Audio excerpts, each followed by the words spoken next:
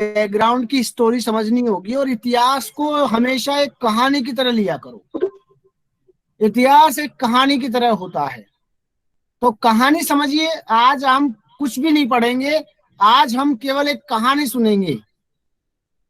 Today we will listen a story about the invasion of British and administration, locality और भारत के culture पर Britishers का क्या effect हुआ, क्यों हुआ, सबसे पहले हमें ये जानना है।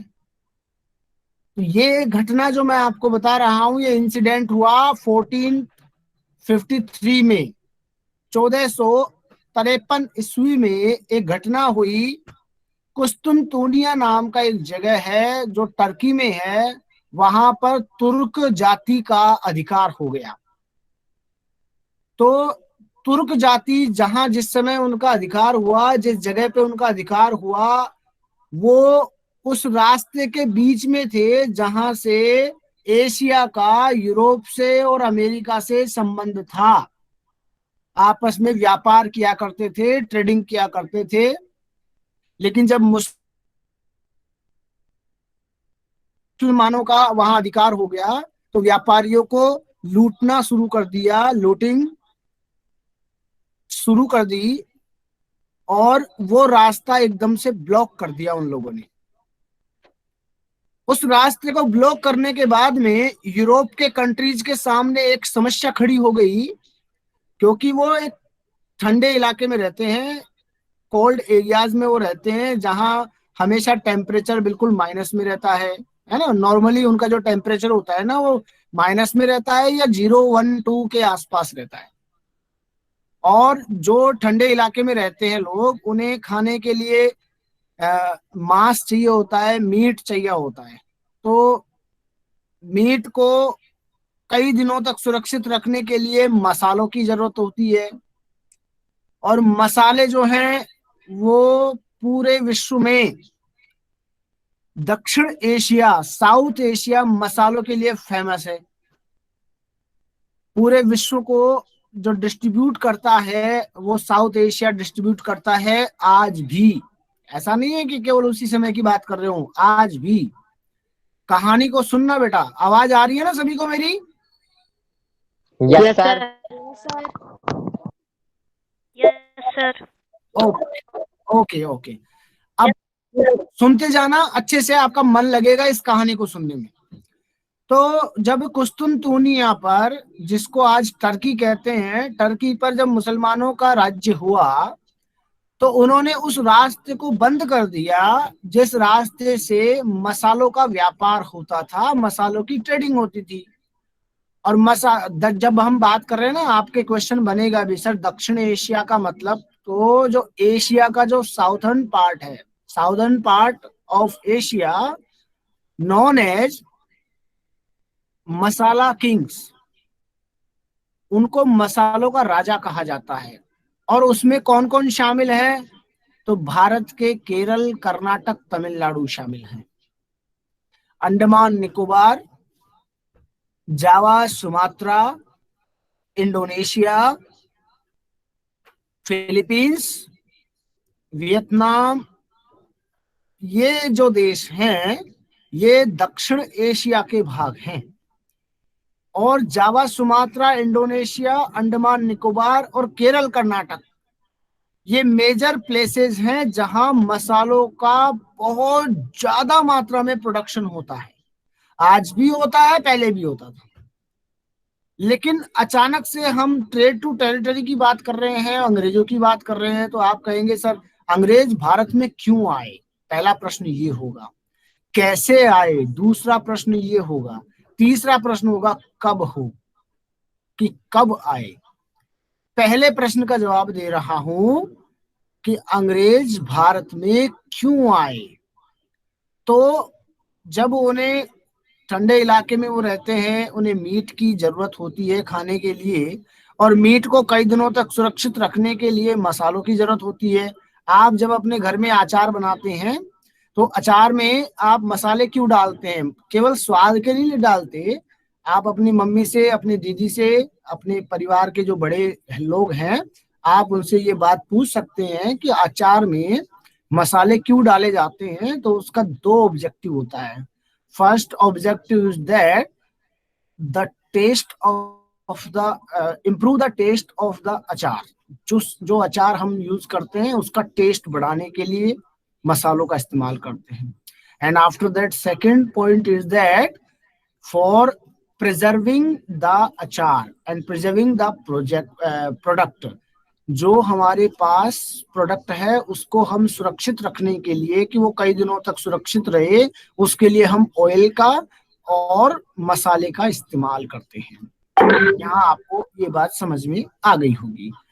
अब आगे हम बढ़ते हैं कि ये तो समझ में आ गया होगा कि कैसे अचार बनाते हैं, या मीट है या कोई भी खाने का प्रोडक्ट है तो उसको हम काफी दिनों तक सुरक्षित रखने के लिए क्या करते हैं, मसाले का इस्तेमाल करते हैं। अब सब कुछ अच्छा चल रहा था।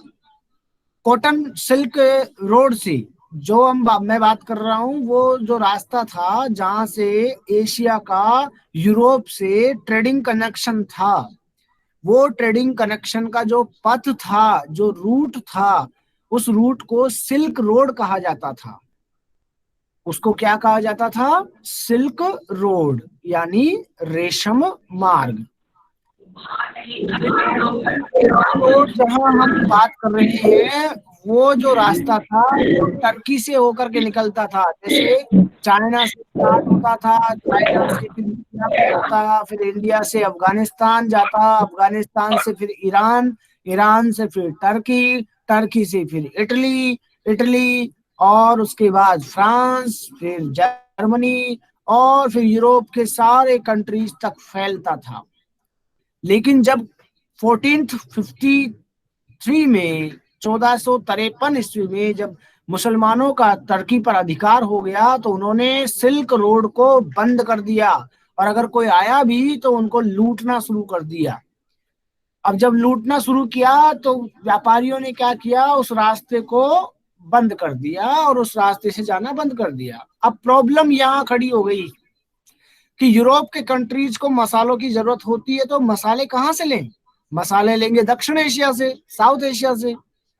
और साउथ एशिया का जो रास्ता था, मतलब अगर लिथोस्फीयर की बात करें, जमीन वाले पार्ट की बात करें, तो जमीन से जो रास्ता उनका जुड़ा हुआ था, वहां पे वो जा ही नहीं पा रहे थे, कनेक्ट ही नहीं हो पा रहे थे, क्योंकि मुसलमानों का टर्की पे राज्य हो गया, तो उन्होंने रास्ता बंद कर दिया।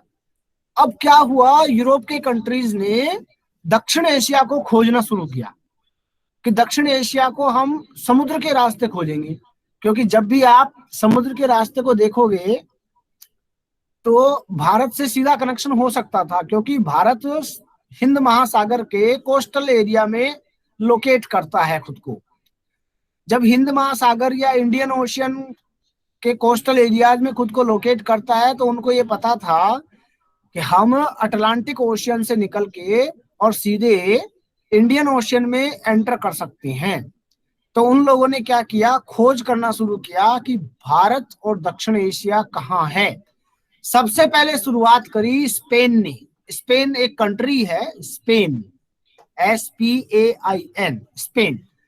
स्पेन ने सबसे पहले स्टार्ट करा कि इंडिया कहाँ है और साउथ एशिया कहाँ है।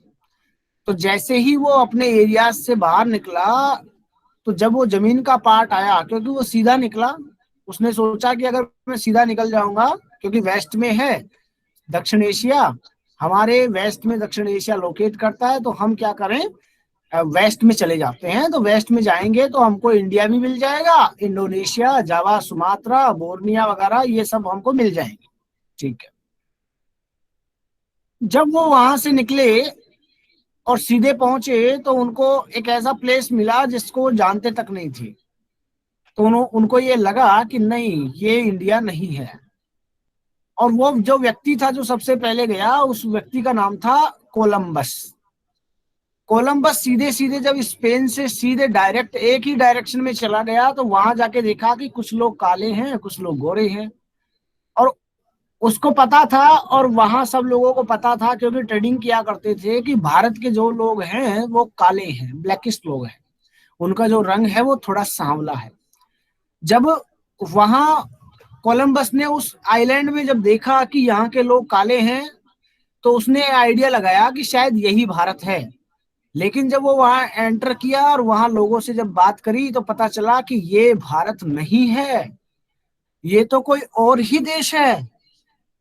तो कोलंबस ने सबसे पहले उस जो प्लेस को जो खोज करी, उस प्लेस का नाम था अमेरिका। तो इसलिए अमेरिका का रास्ता जो खोजा, समुद्र का जो रास्ता खोजा, वो खोजा कोलंबस ने। कोलंबस के बाद में एक व्यक्ति और गया अमेरिका में, उसी रास्ते से गया, और उसका नाम था अमेरिगो वेस्पुची। नाम नोट करके रखना, कभी आपको पूछा जाए कि अमेरिका का नाम किस आदमी के नाम पे पड़ा है, तो वो जो यात्री था वो स्पेन का था, और उसका नाम था अमेरिगो वेस्पुची। अमेरिगो वेस्पुची जब उस एरिया पे गया, तो जाने के बाद पता चला कि नहीं, कोलंबस ने इंडिया को नहीं खोजा है, बल्कि एक नए प्रदेश को खोजा है। तो आज भी जहां पे कोलंबस गया था, उस एरिया को कहा जाता है वेस्ट इंडीज। और आपने सुना भी होगा, वेस्ट इंडीज करके नाम से एक देश भी है, और वो जो देश का नाम जो रखा गया है, वो कोलंबस और अमेरिगो वेस्पुची के अकॉर्डिंग रखा गया है। अब अमेरिगो वेस्पुची ने उस पर्टिकुलर प्लेस को इन्वेंट किया, या फिर हम कह सकते हैं उसको देखा, जाना, समझा, तो उसे उसके नाम के आधार पे उस प्लेस का नाम रखा गया अमेरिका। अमेरिगो वेस्पुची का फर्स्ट नाम है अमेरिगो, अमेरिगो से ही उसका नाम रखा गया अमेरिका। और अमेरिका का मतलब होता है, इस शब्द का मतलब माना जाता है, वह प्रदेश जो अमेरिगो के द्वारा खोजा गया। अमेरिका का मतलब क्या होता है? वह प्रदेश जो अमेरिगो वेस्पुची के द्वारा खोजा गया। ये बात यहां खत्म। अब इंडिया फिर भी नहीं मिला, मसाले फिर भी नहीं मिले। फिर स्पेन के ही पड़ोस में एक और देश है, पुर्तगाल, जिसको इंग्लिश में हम उसको कहते हैं पुर्तगीज, और हिंदी में उसका नाम है पुर्तगाल। पुर्तगाल नाम के देश में एक नाविक था, और उस नाविक का नाम था वास्को द गामा। हिंदी में उसको कहते हैं वास्को डी गामा, इंग्लिश में कहते हैं वास्को द गामा। नोट कर लीजिए, वास्को द गामा। अब जब बात कर रहे हैं कोलंबस की, तो कोलंबस 1492 यानी 1492 ईस्वी में वहां पहुंचा। 8 साल लग गए लोगों को इस बात को स्वीकार करने में कि वो इंडिया नहीं है। पुर्तगाल का एक नाविक, पुर्तगाल के उस समय जो राजा थे जॉर्ज से बात करके और बोला कि मैं रास्ता खोजने का प्रयास करूंगा। तो पुर्तगाल के उस नाविक ने, जिसका नाम वास्को द गामा था, उसने बहुत प्रयास किए, कई बार प्रयास किए कि मैं भारत तक कैसे पहुंचूं। मैप का सहारा लिया, और मैप के आधार पर डायरेक्शन ढूंढा, और अफ्रीका के तट से होता हुआ, अफ्रीका के कोस्टल एरिया से होता हुआ वह केरल में कालीकट नाम की जगह पे पहुंचा। याद रखो, आगे नोट करते भी रहो, कालीकट नाम की जगह पे पहुंचा। कालीकट जो जगह थी वो केरल में थी, और वहां एक हिंदू राजा राज्य करता था, और उस हिंदू राजा का नाम था जम्मोरीन, JAMMORIN। बेटा मेरी आवाज सुन पा रहे हो ना सब लोग? ऐसा नहीं है कि मैं अकेला ही बोल रहा हूँ। आपकी बात यस सर, सुन रहे हैं। ओके बेटा, सुन रहे हैं। ठीक है, सुनते रहो इस कहानी को। एक कहानी अगर अच्छे से समझ जाओगे तो आपको ये सेकंड चैप्टर बहुत बढ़िया तरीके से समझ में आ जाएगा, है ना। अब वास्को द गामा वहां से निकल के और अफ्रीका के तट से होता हुआ भारत में केरल में पहुंच गया। केरल में जिस जगह वो पहुंचा उस जगह का नाम था कालीकट, KALIKAT, कालीकट। कालीकट में जम्मोरिन ने देखा कि कोई विदेशी हमारे राज्य में आया है, तो जम्मोरिन ने उसका स्वागत किया, सत्कार किया, खाने पीने की व्यवस्था की। कई दिनों तक वास्को द गामा वहीं रहा, और जब वो लौटा तो जम्मोरिन ने उसको दो, जब वो आया था तो एक जहाज था, लेकिन जाते समय उसको 2 जहाज और दे दिए, यानी उसके पास कुल कितने जहाज बन गए? 3 जहाज, 3 शिप्स उसके पास थी, और 1 शिप्स और राजा ने उसको दे दी, तो कुल 4 जहाज लेकर के वो वापस लौटा। राजा ने उसको भेंट दी, सोने चांदी के आभूषण दिए, कपड़े दिए, मतलब जो अतिथि का हम सत्कार करते हैं, जम्मोरिन ने पूरा सत्कार किया। वहां से वास्को द गामा वापस पहुंच गया कहाँ? अब ये जो समय है, ये समय नोट कर लो, नाम लिख लो, Vasco da Gama, Vasco da Gama, spelling लिख लो, VASCOTHEGAMA, वास्को द गामा। दूसरा इंग्लिश में भी नाम लिख लो, वास्को डी गामा, और वास्को डी गामा की स्पेलिंग बोल रहा हूं, VASCODIGAMA। वापस बोल रहा हूं, VASCODIGAMA। हिंदी में कहते हैं वास्को द गामा, इंग्लिश में कहते हैं वास्को डी गामा। और ये समय था 1498 में, यानी 1498 ईस्वी, 1498, 1498 ईस्वी में वास्को डी गामा भारत पहुंचा और रिटर्न कर गया पुर्तगाल के लिए। वो कहाँ का नाविक था? कहाँ का था? पुर्तगाल का। तो वो पुर्तगाल वापस पहुंच गया। अब जब लोगों ने देखा, वहां के पुर्तगाल के लोगों ने देखा कि ये गया था तो एक जहाज लेकर के गया था और खाली हाथ गया था, आया तो इसके पास 4 जहाज थे, और साथ ही इसके पास बहुमूल्य रत्न, हीरे मोती मानक पारस नील सोना चांदी मनके मानक, इस तरह से पूरा जहाज भरा पड़ा था, क्योंकि उस समय हमारा देश सोने की चिड़िया था। बहुत बहुत धनवान लोग यहाँ रहते थे। जब वहां वास्को डी गामा पहुंचा तो लोगों ने सोचा कि ये जिस जगह पे गया है, ये वही जगह है जिसके बारे में हम खोज रहे हैं। इसलिए समुद्री रास्ते की खोज वास्को डी गामा ने की। जब भी आपसे पूछा जाए कि भारत के समुद्री रास्ते की खोज किसने की, तो आपका जवाब होगा वास्को डी गामा। और कब की? 1498 में, यानी 1498 में उन्होंने, वास्को डी गामा ने भारत के समुद्री रास्ते की खोज की कि इस रास्ते से होकर अगर आप जाएंगे तो मसालों के देश में पहुंच जाएंगे। और मसालों के देश कौन है? Bharat, Indonesia, Sumatra, Philippines, Thailand, Myanmar, Cambodia, ये सारे देश साउथ एशिया के पार्ट हैं, और यहीं पे सबसे ज्यादा मसालों का व्यापार होता है, आज भी होता है। और आप ध्यान रखिए, इंडोनेशिया और इंडिया, ये दोनों मसालों के किंग माने जाते हैं, आज भी और पहले भी। जब पुर्तगाल में पहुंच करके वास्को डी गामा ने लोगों को बताया कि मैंने भारत की खोज कर ली है, ऐसा नहीं है कि भारत पहले नहीं था। भारत की खोज करने का मतलब पुर्तगाल के लोगों के लिए वो रास्ता खोजना था जहां वो भारत सीधे पहुंच सके। पहले जब पहुंचते थे तो रेशम मार्ग के माध्यम से पहुंचते थे, लेकिन रेशम मार्ग तो मुसलमानों ने, जो तुर्क जाति के जो राजा थे, उन्होंने बंद कर दिया। अब वहां कैसे पहुंचेंगे? तो वहां पहुंचने का सबसे अच्छा जरिया क्या था? सी रूट। और उन्होंने सी रूट को इजाद किया, यानी सी रूट को इन्वेंट किया। अब बात यहाँ ये पहुंची, पुर्तगाल में जब सब लोगों को पता चला कि इतना धनवान कोई देश है जहां इतनी सारी अकूत संपत्ति है, सोना चांदी मानक पारस, और ये सब चीजें वहां मिल रही हैं, तो आपस में होड़ शुरू हो गई। पुर्तगाल को देख करके इंग्लैंड में भी एक कंपनी बनी जिसमें राजा का भी योगदान था और वहां के सिटीजन्स का भी योगदान रहा।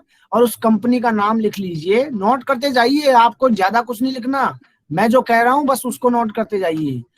East India company, east, EAST, east India, INDIA, India, company COMPANY, east India company का गठन किया गया।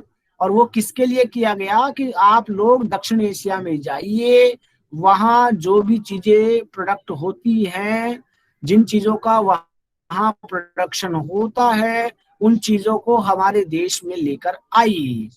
तो मसालों के साथ साथ ऐसी कुछ चीजें थी जो इंग्लैंड के लोगों को बहुत अच्छी लगी, और वो चीज थी नील, कपड़ा, यहाँ का कपड़ा और नील। नील जो पूरे विश्व में, भारत की जो नील थी वो एकदम फाइन थी, बहुत अच्छी नील थी। और यहाँ का जो कपड़ा था वो कॉटन से बनता था, सिल्क से बनता था, तो वो भी क्वालिटी में एक नंबर था। पूरे विश्व में ऐसा कपड़ा कहीं नहीं बनता था जहां भारत में बनता था। और अगर आप पूछोगे भारत में भी कहाँ बनता था, तो भारत में ढाका में बनता था। ढाका जो बांग्लादेश की राजधानी मानी जाती है, वो ढाका जहां सिल्क बनता था, और उसका नाम आज भी हम जानते हैं, किस नाम से जानते हैं उसको? ढाका की मलमल। लिख लीजिए, बहुत फेमस है ढाका की मलमल, MALMAL, ढाका की मलमल। सर लिख लिए। और ऐसा कहते हैं ढाका की जो मलमल थी ना, वो इतनी इतनी फाइन, इतनी बेस्ट थी कि विश्व में उसके जैसा कोई कपड़ा नहीं था। और उसकी सबसे बड़ी खासियत क्या थी? आपने कभी अंगूठी देखी है? अंगूठी, रिंग, यस सर। ढाका की मलमल को रिंग से निकाल सकते थे, मतलब एक तरफ से देकर के दूसरी तरफ से निकाल सकते थे। इतनी सॉफ्ट थी, इतनी सॉफ्ट थी। आज तो मिलती ही नहीं है हमको, आज मार्केट में वो मिलती ही नहीं है। वो उस समय की बात कर रहे हैं जब अंग्रेजों का भारत पे आगमन हुआ था। वो इतनी सॉफ्ट थी कि अंगूठी से होकर के निकल जाती थी। अब सोचिए वो कितनी गजब क्वालिटी की कोई चीज होगी कि एक अंगूठी से। और माचिस, माचिस का पैकेट होता है जो हम 1 रुपए की, 2 रुपए का माचिस का पैकेट लेते हैं, वो ढाका की मलमल माचिस के पैकेट में आ जाती थी। सोच के देखो ये कितनी बड़ी बात है, एक माचिस के पैकेट में ढाका की मलमल आ जाती थी। क्या क्या उसकी टेक्नोलॉजी थी, क्या टेक्निक थी जो वो लोग बनाते थे, बताओ। ये चीज बड़ी सरप्राइज करने वाली थी पूरी दुनिया को। अब इन चीजों के लिए, और साथ में भारत के मसाले इतने गजब थे कि पूरी दुनिया में उनकी डिमांड थी। जब लोगों को पता चला कि भारत खोज लिया गया है, तो फिर पुर्तगाल के बाद में फ्रांस, पोलैंड, इंग्लैंड और डच, जिसको आज हम ग्रीनलैंड कहते हैं, डच कंट्रीज, सब कंट्रीज भारत की तरफ भागे, दक्षिण एशिया की तरफ दौड़ पड़े। होड़ लग गई कि कौन दक्षिण एशिया में पहले पहुंचे। तो उधर से फ्रांस भी आ गया, उधर से इंग्लैंड भी आ गया, उधर से पुर्तगाल भी आ गया, और उधर से स्पेन भी आ गया। सबके सब लोग दक्षिण एशिया की तरफ दौड़ पड़े उस मलमल के लिए, उन मसालों के लिए, उन चीजों के लिए, नील के लिए, कपड़े के लिए, कि ऐसा देश हमने खोज लिया है जहां ये सब चीजें बहुत बड़ी मात्रा में है। अब बात हम ये कर रहे हैं कि ब्रिटिश, अब पहला प्रश्न आपको सॉल्व हो गया होगा कि क्यों आए। तो क्यों आने का सबसे बड़ा रीजन क्या था? मसाले, कपड़ा, दो सबसे बड़े रीजन होंगे, मसाले और कपड़ा। यानी क्लोथ्स के लिए, कॉटन के लिए, सिल्क के लिए लोग भारत आना पसंद करते। और दूसरा सबसे बड़ा रीजन मीट को सुरक्षित रखने के लिए, प्रिजर्व करने के लिए उनको मसाले जो चाहिए थे, वो मसाले कहाँ थे? साउथ एशिया में थे। और साउथ एशिया में भारत का भी हिस्सा है, भारत भी उसका एक पार्ट है। तो अब आपको पता है, जब मैप देखते हो तो सबसे पहले जब सी रूट से आए तो पोर्ट पे आए होंगे सबसे पहले। अगर वो लोग आए भी होंगे तो ऐसा तो है नहीं कि उड़ करके आए हो, वो समुद्र के रास्ते से आए। तो समुद्र में जो तटीय इलाके हैं, जो कोस्टल एरियाज है, वहां वो लोग पहुंचे। और कोस्टल एरियाज में 3 ऐसी जगह है जो सबसे ज्यादा फेमस रही। पहली जगह आप नोट करिए उसको, BMB। नोट करिए इसको, BMB। B Bombay, M Madras, B Bengal. तीनों ऐसी जगह हैं जहां उन लोगों का आगमन हुआ। सबसे पहले कहाँ आए? वो आए बॉम्बे में।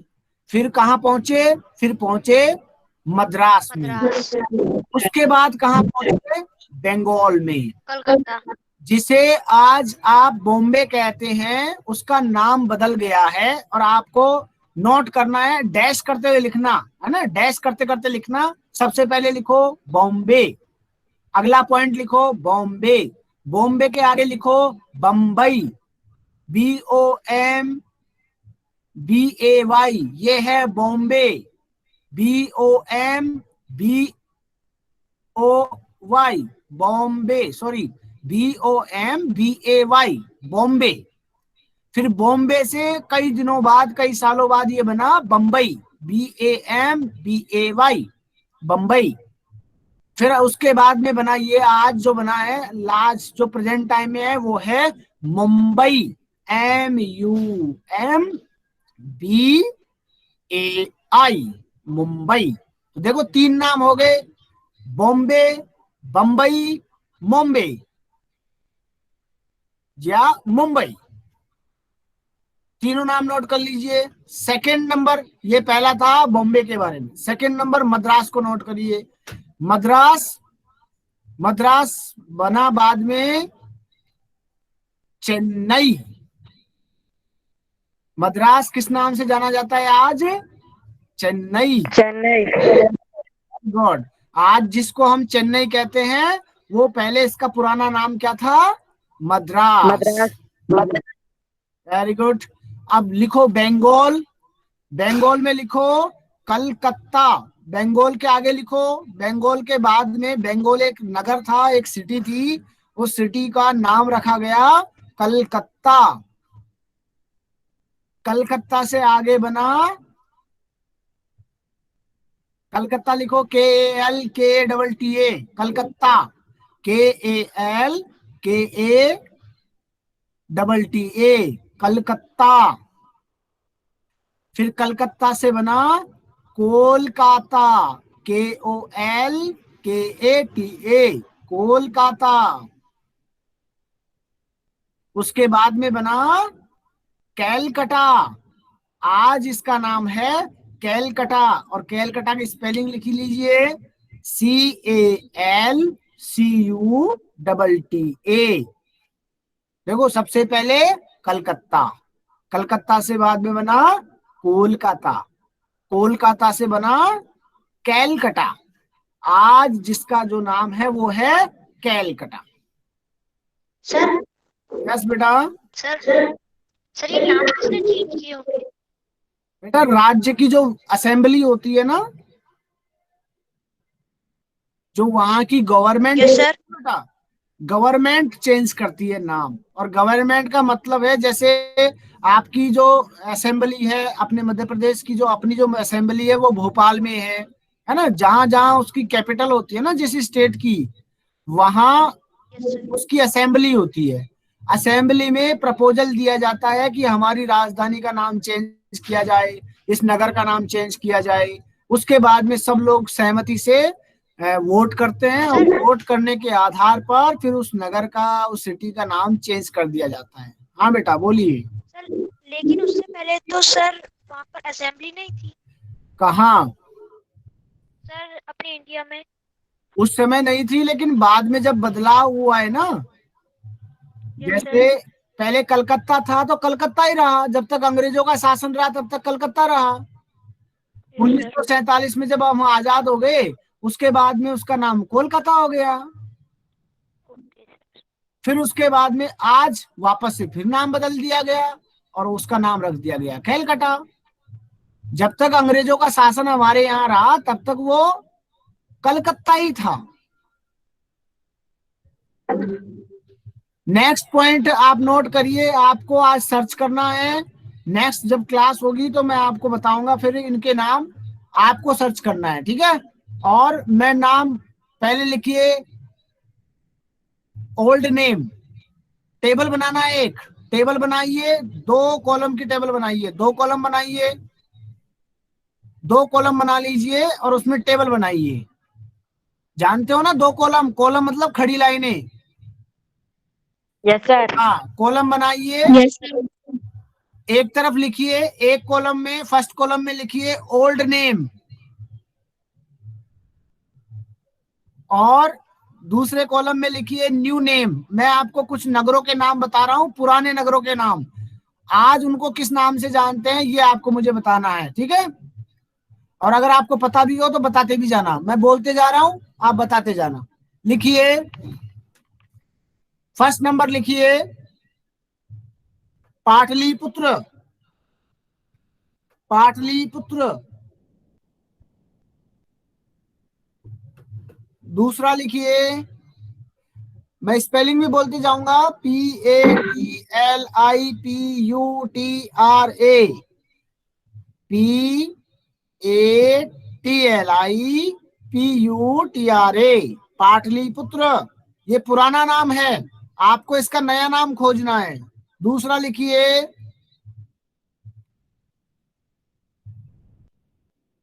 इंद्रप्रस्थ, INDRAPRASTH, इंद्रप्रस्थ।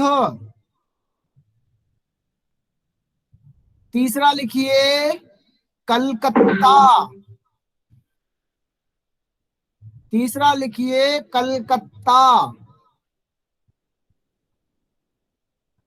बेटा लिख रहे हो ना सब लोग? Yes sir. Yes sir. Yes sir. Okay, अगला लिखिए, यस सर। अगला लिखिए यस सर।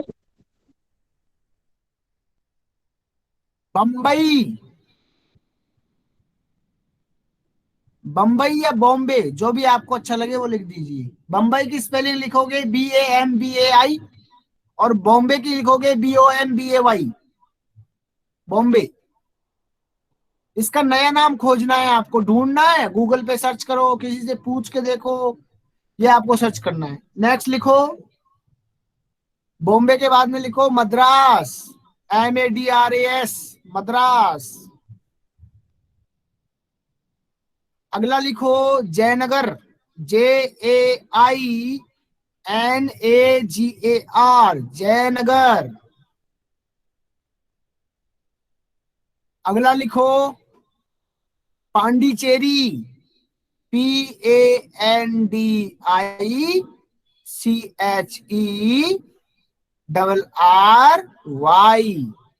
पांडिचेरी।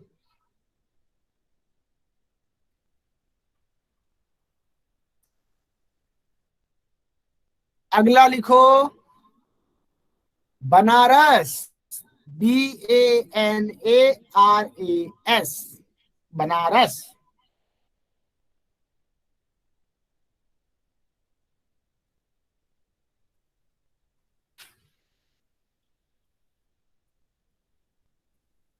अगला लिखो उत्तरांचल, UTTARANCHAL, उत्तरांचल, UTTARANCHAL, उत्तरांचल। ये कुछ नाम मैंने आपको, यस सर, हो गया। इन नामों का आज आज किस नाम से हम जानते हैं? ये पुराने नाम लिखाए हैं, आप इन सबको नया नाम ढूंढ करके लिखेंगे और ट्रेड टू टेरिटरी चैप्टर को पढ़ेंगे। आज मैंने कुछ थोड़ी सी एक कहानी सुनाई है, पूरी कहानी नहीं सुनाई है, थोड़ी सी कहानी सुनाई है अंग्रेजों के बारे में। अब आपको क्या करना है, नोट करना है। एक तो writing task, sorry writing task नहीं, रीडिंग टास्क। एक तो रीडिंग टास्क, इसमें आपको चैप्टर को पढ़ना है, और दूसरा है सर्चिंग टास्क, जो मैंने आपको लिखाया है उसको सर्च करना है। Okay Yes, sir. Okay, next class में हम और इन चीजों पे बात करेंगे, डिस्कस करेंगे। ओके, जय हिंद। लेफ्ट कर दीजिए क्लास बेटा और रेस्ट करिए आराम से। जय हिंद सर। नहीं सर। ओके बेटा, ओके। जय हिंद सर। Sir. जय हिंद बेटा, जय हिंद, जय भारत।